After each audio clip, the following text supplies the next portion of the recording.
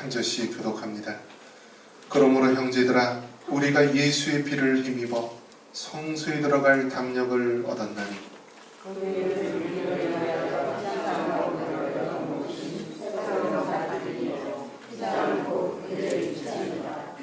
또 하나님의 집 다스리는 큰 제사장이 계심에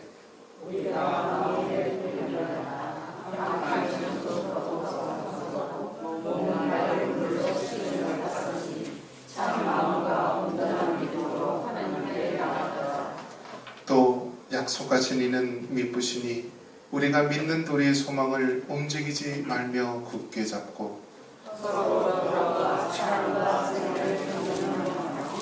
모이기를 패하는 어떤 사람들의 습관과 같이 하지 말고 오직 권하여 그날이 가까움을 볼수록 더욱 그리하자. 아멘. 잘 되고 있습니다. 말씀과 성령의 능력으로 됩니다. 한번 따라해 봅니다. 하나님의 집을 다스리는 대제사장. 여러분, 우리가 살고 있는 이 땅, 이것을 우리가 뭐라고 부르죠? 지구라고 부르죠. 이 지구는 주변에 달이 돕니다. 달이 도는데요, 달은 지구 주위를 돌고 또 지구는 태양 주위를 또 돕니다.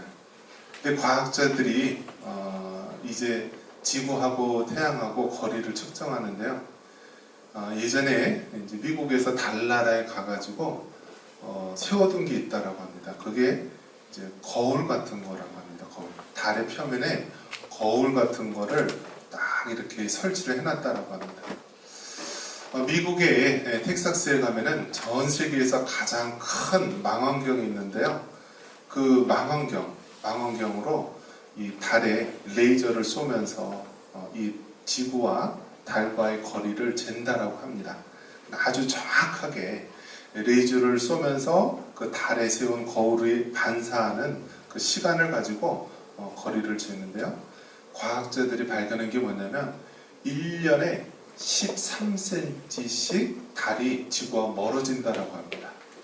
1년에 13cm씩 멀어진다. 그럼 나중에는 어떻게 될까요? 달이 지구와 완전히 떨어져서 나간다라는 거예요. 안심하시기 바랍니다. 여러분 때에는 일어나지 않고요, 13cm니까 큰 것 같지만은 또 워낙 큰 땅덩어리이기 때문에 그거는 굉장히 오랜 세월이 걸린다라고 합니다. 분명한 거는요, 우리가 살고 있는 이 땅이 영원하지 않다라는 거예요. 과학자들도 그걸 알아요. 만약에 달이 지구와 이렇게 떨어지게 되면요, 어떤 현상이 일어나냐면요, 지구가 지금은 23.5도인가요? 이렇게 기울어져서 자전을 하는데, 이게 자전이 제대로 이루어지지 않고요, 또 남극과 북극이 이렇게 흔들려서 뭐 아프리카가 남극이 될 수도 있고 북극이 될 수도 있고요, 그리고 밀물과 썰물이 없어지게 되고, 한마디로 뭐죠? 지구가 더 이상 사람 살기 힘든 곳이 될 수 있다는 거예요. 그러니까 과학으로만 봐도요, 그들이 지금까지 발견해낸 조그마한 과학만 보더라도 이 세상은, 우리가 살고 있는 이 땅은 영원하지 않다라는 것을 우리가 알게 됩니다. 그런 면에서 세상 사람들은 세상 과학을 통해서 조그만 진리를 깨닫게 되지만은, 우리는 성경을 통하여 영원한 영생의 진리를 깨달을 수 있는 여러분 되시기를 바랍니다. 우리가 읽은 이 히브리서는요, 영적인 이 성경입니다. 아주 깊은 영적인 깊은 진리가 있는데요, 이 히브리서는 대제사장이신 예수님에 대해서 말씀을 해주고 있습니다. 우리가 예수님을 이야기할 때 삼중직, 세 가지 중요한 직분이 있다고 합니다. 자, 그 직분이 무엇일까요? 첫 번째, 세 가지 예수님의 직분은 왕입니다. 왕. 뭐라고요? 왕. 예수님은 우리의 왕이 되십니다 라는 거고요. 자, 두 번째는 무엇일까요? 삼중직 중에 두 번째는 제사장. 예수님은 우리의 제사장이 되어서 무엇을 할까요? 제사장의 가장 큰 역할이 뭐냐면 백성의 죄를 속죄해 주는 거예요. 제사를 통해서 속죄해 주는 거. 자, 세 번째, 예수님의 삼중직 세 번째는요, 선지자가 돼서 하나님의 말씀을 전해주는 것. 이것이 바로 예수님의 삼중직입니다. 예수 그리스도의 삼중직. 그래서 예수는 우리의 왕이 되십니다. 그래서 우리를 다스려 주시고 통치하십니다. 또 예수님은 우리의 제사장이 되십니다. 그래서 우리를 죄와 허물로부터 사하여 주십니다. 예수님은 우리의 선지자가 되십니다. 그래서 하나님의 말씀, 생명의 말씀을 우리에게 주십니다. 이러한 중요한 삼중직이 있는데요. 그 중에 오늘은 이 제사장 중에서도 우리의 대제사장이 되시는 예수 그리스도를 말하는 것입니다. 자, 예수님에 대해서 이야기할 때 오늘 대제사장이라고 그러는데, 대제사장이 하는 역할이 가장 중요한 게 뭐냐면 백성의 죄를 대속하는 것, 속죄해 주는 것. 그래서 그들은 이 성전, 또 성막이 있는데요. 자, 이스라엘 백성이 광야 생활을 했을 때는 이동식 성막을 이제 텐트같이 지고 다니면서 그렇게 세웠고요. 이스라엘 백성이 가나안 땅에 정착한 이후에는 성전을 헐었습니다. 그러면 지금 이스라엘 가면은 성전이 있을까요? 없을까요? 자, 지금 내가 그리려고 하는 것은 성막이고요. 이스라엘 백성들이 가나안 땅, 그 팔레스틴 땅에 정착한 이후에는 성전을 세웠죠. 그러면 지금 이스라엘 가면은 성전이 있을까요? 없을까요? 네. 가봤어야 알지. 네, 정답입니다. 그런데 이스라엘 백성이 가면은요, 성전은 지금 다 헐리고요. 이 성전의 서쪽 벽 일부만 남겨뒀어요. 서쪽 벽 일부만. 로마가 주 70년에 로마의 디도 장군이 이스라엘 예루살렘을 이제 점령하면서 다 허물었어요. 다 허물었고, 자, 그 이후에 이스라엘 백성은 성전이 없어요. 근데 이 성전 중에서 아주 일부, 서쪽 벽의 일부만 남겨놨어요. 그것을 여러분 가끔 TV를 통해서 보죠. 이스라엘 백성이 통곡의 벽이라고 하는 그 통곡의 벽이 이 성전의 서쪽의 일부 벽면을 말하는 것입니다. 그래서 지금도 이스라엘 백성들은요, 2000년 동안 나라가 없다가 이제 그 땅에 나라가 세워졌는데요. 그들은 이 성전, 무너진 이 성전의 이 벽을 잡고 기도하면서 통곡했다라고 해서 그게 이제 통곡의 벽이라고 하는 이제 별명을 갖게 된 것입니다. 자, 그 성전의 기원이 되는 것이 성막입니다. 성막. 그래서 성막을 통하여서 우리가 알 수 있는 것은요, 무엇이냐면 첫 번째는 예배를 알 수 있는 것입니다. 한번 따라해봅니다. 예배를 알기 위해서는 이 구약의 이 성막의 모형을 통하여서 우리가 알 수가 있고요. 또 우리가 이제 이 하나님의 음성을 듣는 법이라든지 또 우리가 중보기도라든지 이런 것들이 원리가 다 어디서 나오냐면 이 성막에서 나옵니다. 그러면 성막은 자, 출입문이 있습니다. 자, 무엇이 있다고요? 출입문이 있고요. 이 출입문은 동서남북으로 한다면 동쪽에 해당이 됩니다. 동쪽.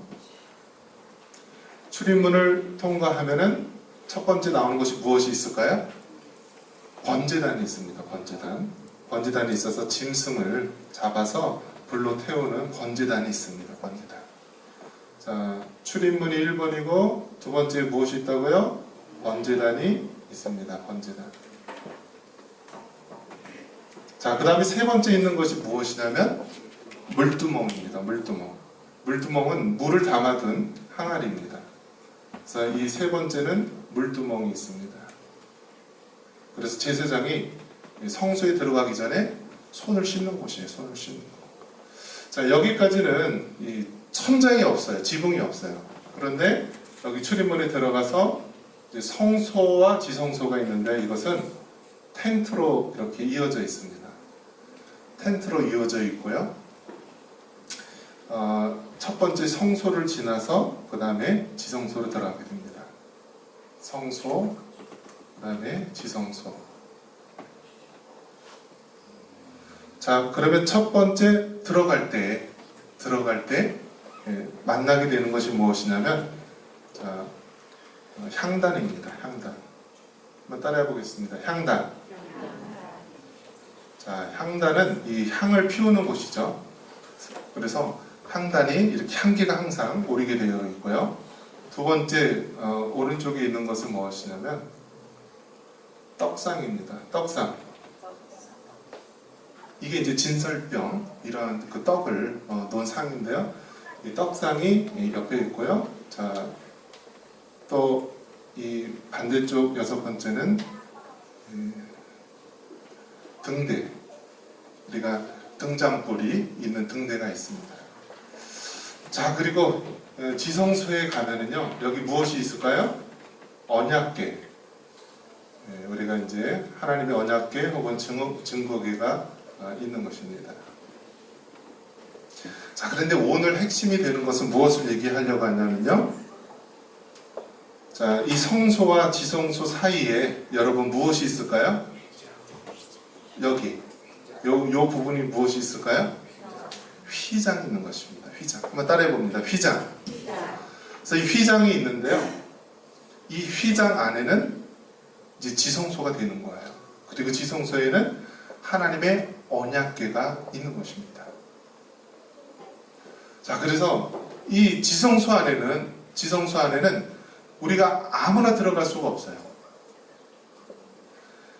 대제사장이 1년에 한 번 대속죄일에 들어갈 수 있는 것이 지성소예요. 지성소. 만약에 죄를 회개하지 않고 죄를 품고 들어가면 어떻게 된다고요? 대제사장이라 할지라도 그 자리에서 즉사하는 거예요. 죽는 거예요. 그래서 대제사장 발에다가 방울을 달아놨어요. 딸랑딸랑하면 살아있는 거고요. 아무 소리가 안 들리면은 혹시 죽었나? 그래서 만약에 죽었으면 어떻게 해요? 또 함부로 들어갈 수가 없어요. 그래서 대제사장 발에 줄이 이렇게 연결이 되어 있어요. 그러면 그 시체를 끌어당기는 거죠. 자, 그렇기 때문에 이렇게 하나님의 이 지성소에 들어간다라는 것은 굉장히 거룩한 곳이고요. 우리가 예배를 드릴 때에도 하나님의 이 지성소까지 들어가는 거기 때문에 굉장히 경건하고 거룩한 마음으로 들어가야 되는 것입니다. 감사함으로 그 문에 들어가며 그의 궁전에서 하나님을 찬양합니다. 그러면서 들어갈 때 번제단에서 예수님의 십자가를 의지하여서 우리가 죄사함을 받고요. 물두멍을 통하여서 자기의 의, 자기의 생각, 자기의 경험을 다 씻는 것입니다. 그리고 성소에 들어가서 성소의 정면에 뭐가 있죠? 향단이 있습니다. 그래서 기도로 그 향이 올려지는 거예요. 그리고 떡상, 말씀의 떡으로 우리가 하나님의 말씀을 받는 것입니다. 그러면서 누가 역사하여? 이 등대는 성령님을 말하는 것입니다. 기도와 말씀을 통하여서 하나님의 성령이 역사를 하는 거예요. 그러면서 결국 하나님을 찬양하면서 들어가면서 하나님의 거룩한 임재 가운데 우리가 나아가는 것입니다. 하나님 그 존전 앞에 우리가 납작 엎드려서 나아갈 때 하나님의 거룩한 임재가 임하는 것, 이것이 바로 예배의 모습입니다. 구약에서는 누구만 들어갈 수 있었다고요? 대제사장만. 그것도 1년에 한 번 들어갈 수 있는 곳이 지성소다라는 거예요. 그런데 오늘 성경에서 보면은요, 우리 예수님을 인하여서 우리가 그 거룩하신 하나님 앞에 담대히 나아갈 수 있다라고 말합니다. 우리 다시 한번 성경 돌아와서 보겠습니다. 자, 19절 같이 한번 읽겠습니다. 히브리서 10장 19절. 자, 시작. 그러므로 형제들아 우리가 예수의 피를 힘입어 성소에 들어갈 담력을 얻었나니. 아멘. 자, 우리가 성소에 들어갈 수 있는 담력을 무엇을 통해 얻었습니까? 예수님의 피를 통하여 들어갈 수 있다는 것입니다.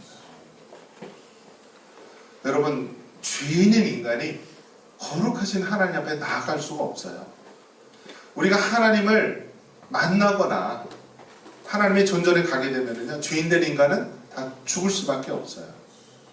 그래서 하나님께서는 예수님의 피를 통하여 우리가 하나님께 나아갈 수 있는 길을 열어놓으신 것입니다. 예수의 피를 힘입어 성소에 들어갈 담력을 얻었다라고 말합니다. 그러면서 이어서 뭐라고 설명합니까? 20절 같이 있습니다.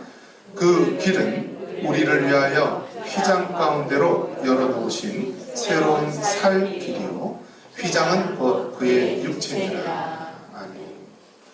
이 성소와 지성소 사이에 휘장이 있습니다. 휘장이 있는데 성소에서 지성소로 가기 위해서는 어떻게 해야 되죠? 이 휘장이 막혀있는 휘장이 찢어져야 됩니다. 이 휘장은 무엇을 상징하는 걸까요? 예수님의 육체를 상징하는 것입니다.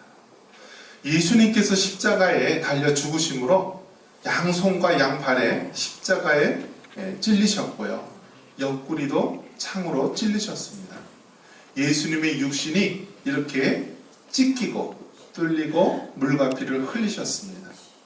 그래서 우리가 죄인된 우리가 거룩하신 하나님 앞에 담대히 나아갈 수 있는 것입니다. 우리 성경 우리 한번 찾아보겠습니다. 우리 성경 마태복음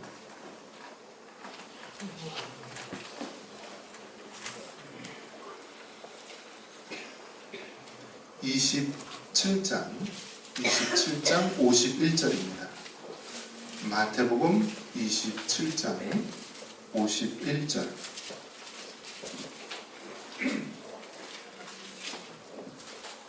마태복음 27장 51절 같이 읽겠습니다.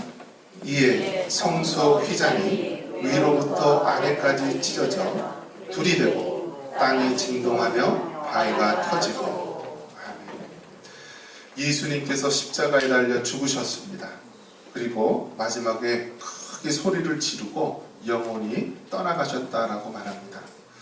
그 다음에 일어난 사건이 뭐냐면 이에 성소 휘장이 위로부터 아래까지 찢어져 둘이 되고 라고 말합니다. 죄인된 인간과 하나님 사이에 도저히 나아갈 수 없는 그런 죄인이었지만 예수님께서 친히 살이 찢기시고 피를 흘리심으로 성소 휘장이 위에서부터 아래까지 찢겨져서 나아갈 수 있는 길을 만들어 주었습니다. 자, 성소 휘장이 아래에서 위로 찢어졌습니까? 아니면 위에서 아래로 찢어졌습니까? 위에서 아래로 찢어졌다라고 말합니다. 이것은 하나님께서 우리에게 구원의 은혜를 베풀어 준 거예요. 인간이 아무리 노력한다고 해서 나아갈 수 있는 것이 아니라 하나님, 거룩하신 하나님께서 막혀있는 이 휘장을 예수님의 육신을 찢으심으로 말미암아 하나님과 우리 사이를 열어놓으신 것입니다. 그래서 거룩하신 하나님 앞에 우리가 나아갈 수 있는 것입니다.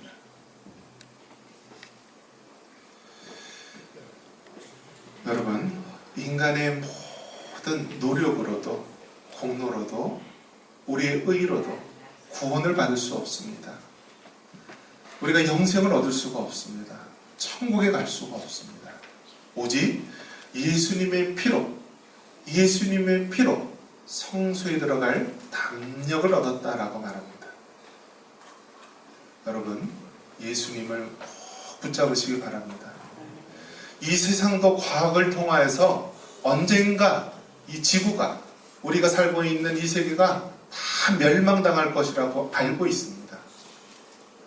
그들은 어떻게 구원을 받아야 될지 죽음을 향하여 달려가고 있는 그러한 세상입니다. 이 멸망하는 세상 가운데 하나님께서는 예수님을 보내주시고요. 누구든지 그 예수님을 통하여서 구원 얻을 수 있는 길을 허락해 주신 것입니다. 구약의 대제사장이 1년에 한 번 대속죄일에 들어갈 수 있는 거룩한 지성소를 예수님께서 자신의 육신을 십자가에서 찢으신 이후에 이제 하나님의 자녀된 우리들은요, 제사장이 되어서 하나님께로 나아갈 수 있는 것입니다. 베드로전서 2장 9절 말씀에 오직 너희는 택하신 족속이요 왕같은 제사장들이요 거룩한 나라라고 말합니다. 우리를 누구라고 말씀했습니까? 이제 너희가 대제사장이다. 너희가 제사장이다. 이제 하나님 앞에 나아갈 수 있는 길이 열렸다라고 말합니다. 우리에게 참된 대제사장 되신 예수님을 통하여서 이제는 우리가 그 피를 의지해서 하나님께 나아갈 수 있는 길이 열린 것입니다. 여러분, 우리가 신앙생활할 때 얼마나 많이 죄 가운데 넘어집니까? 예수님을 믿고 하나님의 자녀가 되었다라고 하지만 여전히 우리는 냄새나고 구역질나는 죄 가운데 빠져서 하나님 앞에 나아갈 수 없는 죄인의 몸일 때가 얼마나 많습니까? 그럴 때마다 여러분, 예수의 피를 의지하시기 바랍니다. 하나님과 우리 사이를 가로막았던 휘장이 위에서 아래로 찢어졌듯이 예수님께서 십자가에서 자신의 육신을 찢으심으로 우리에게 하나님께 나아갈 길을 허락해 놓으신 것입니다. 예수님의 피를 의지하여서 날마다 그 십자가의 은혜로 예수님의 피로 구원의 은혜 가운데 나아가는 여러분 되시기를 주님의 이름으로 축원합니다. 이 시간